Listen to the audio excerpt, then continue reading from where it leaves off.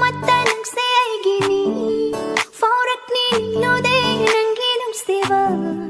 Hayram mo sing na isay nangi kanano Kang halo ng buseng na igi kanano Lep le ay punsi sing manang tagiway na